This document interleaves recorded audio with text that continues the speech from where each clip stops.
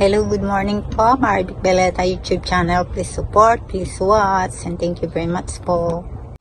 Ang topic ko po ngayon ay tungkol po sa mga devils. Alam niyo po ba na ang mga devils po ay galit po sa mga taong binigyan ni Lord ng spiritual gift? Ibig sabihin po ay the chosen one. Kaya ang mga demonyo po ay nilalabanan nila yung isang taong binigyan ng gift ni Lord para hindi sumama kay Lord at sila ang piliin. Ganun po ang gusto nila. Kaya po minsan sinusubukan po tayo ng mga negative kung kaya nila tayong kalabanin. Kasi po sinubukan po ako pero hindi po sila nanalo. Kaya ito po, ipapakita ko po sa inyo ang tawas ko na sinusubukan nila akong kulamin, kunin, ganun po.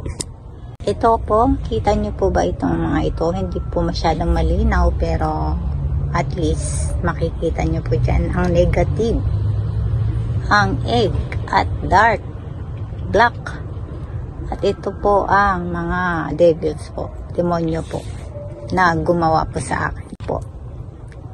Ayan po, may devils po dito.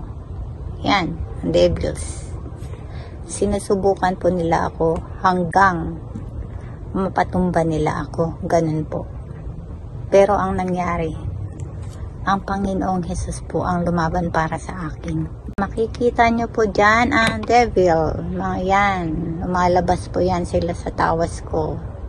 Dahil nagkasakit po ako ng halos lapaypay na.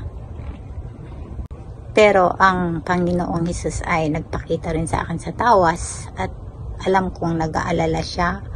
At pinaparating niya na nandyan lang siya sa tabi ko.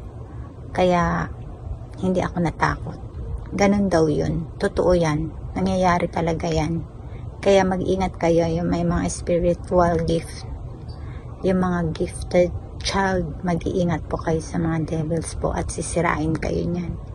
Hanggang dito na lang at salamat po.